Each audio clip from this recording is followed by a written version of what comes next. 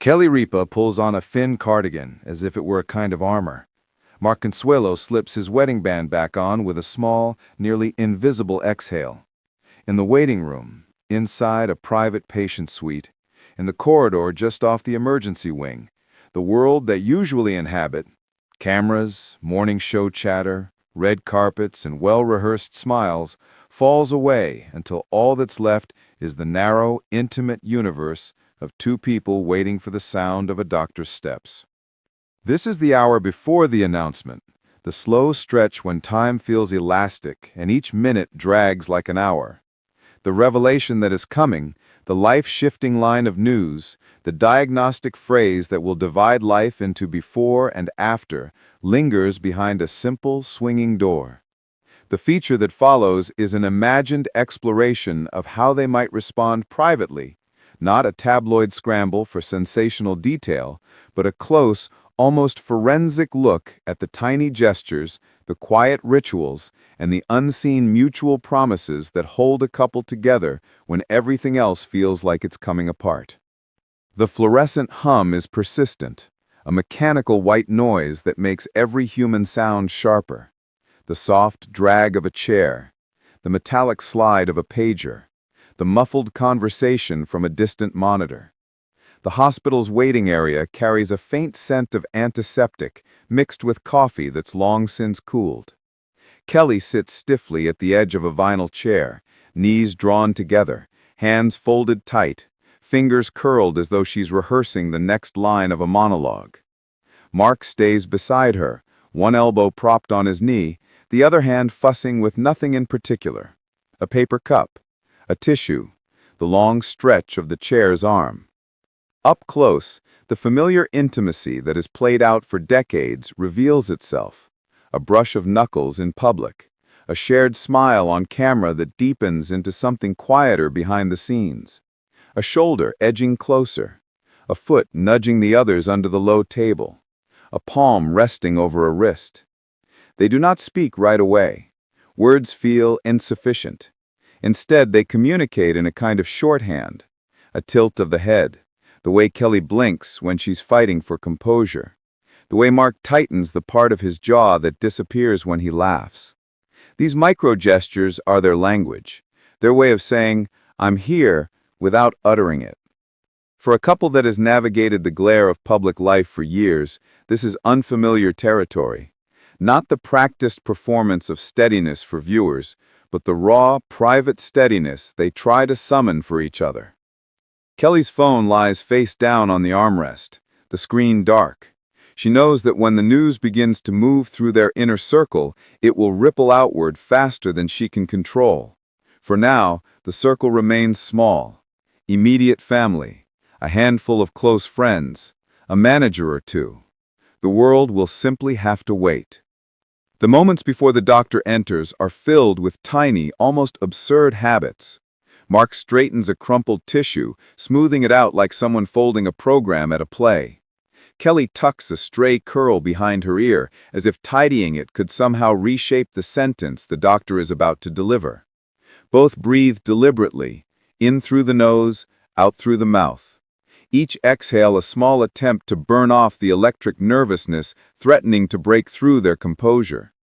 There is a steadiness between them that differs from their glamorous photos or playful on-air banter. It is quiet, elemental, recognition of shared history and of a vulnerability shown only when the cameras are gone. Mark's humor, usually an easy, buoyant shield, is muted. He tries a joke, half-formed, something about hospital pudding or the taste of the cafeteria coffee. Kelly gives him a tiny rising smile. It isn't dismissive, it's cooperative, a subtle signal that they'll take whatever slivers of levity they can find today. People who have only seen them in curated snapshots might be surprised by how raw this is. This is no spectacle. It's profound ordinariness. Two people wrestling with fear, with the threat of loss, with the knowledge that tomorrow may not resemble today. Make a soft, deliberate rhythm on the linoleum. She holds a clipboard almost the way someone holds a script. People in crisis learn to interpret footstep cadences as early warnings. Her expression is professional, the practiced composure of someone who delivers difficult news often. She pauses at the threshold, eyes scanning each face, then meeting theirs. What follows is careful, measured information, the kind that avoids flourish. We ran a series of tests, and the results indicate. Kelly and Mark brace. The diagnosis isn't a thunderclap, but it is clinical and abrupt all at once. It lands like a single, unavoidable truth. Kelly's first sound is a quiet exhale that catches halfway through. She presses her hand to her mouth, not to silence herself, but as if to keep her body stitched together for just one more moment. Mark's face is a portrait of controlled movement, eyes narrowing in focus, then widening again in raw attention. He leans forward, forearms on his knees, as though he could physically hold the news in his hands to understand it better. Their words come slowly. They aren't directed at the doctor, who speaks in numbers and probabilities, but at each other, soft exchanges that wrap fear and tenderness. "We'll get through this," Mark says. Not as a promise he can guarantee, but as a lifeline thrown into the unknown. Kelly nods, not because the sentiment erases the prognosis, but because it is the one sure thing they can say right now. They process the news in an age-old rhythm. Kelly asks about treatment, about next steps. Her voice is precise. The interviewer in her turns inward. She wants timelines, details, the scaffolding she needs to reorganize her priorities. Mark listens with the kind of presence that says, "I'll carry whatever you can't right now." For a moment, their roles as caretakers, parents, performers merge into one shared stance. They are a unit. But their private reactions aren't just about data. They are about the sudden choreography of grief and determination. Kelly's eyes mist, and she doesn't hide the tears.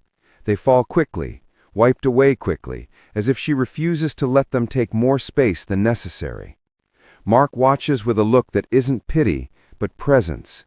He reaches out and curls his hand over hers, an old, unwavering habit that communicates solidity without any speech. At one point, Mark stands and paces the small waiting area, a restless energy trying to outrun what was just said. He returns with quiet decisions: who to call, what to share, what to hold back. Administrative choices that are, in truth, attempts to reclaim control. When the world feels like it's spinning, lists help. Names help. Kelly, who has built a career on warmth and quick thinking, begins mentally mapping the week ahead, rehearsals, possible schedule changes, childcare logistics, while still allowing herself one small surrender, leaning her head against Mark's shoulder, exhaling softly. The most profound revelation of the evening, the true center of their reaction, isn't in dramatic speeches or public statements. It's in the nearly invisible gestures. Kelly letting Mark handle routine phone calls without stepping in. Mark offering to sign the car papers while Kelly steps away for a brief consult. The way they exchange a look across a crowded hallway, the same look they've traded after each child's birth, after triumphs, after losses. They confess fears in fragments. Kelly whispers a worry about their children, how to tell them, how much to share. Mark, the private pragmatist, whispers back a plan. They'll speak to the kids together, framing the conversation with love rather than fear. In these small confessions, they try to contain the consequences of the diagnosis simply by naming them aloud.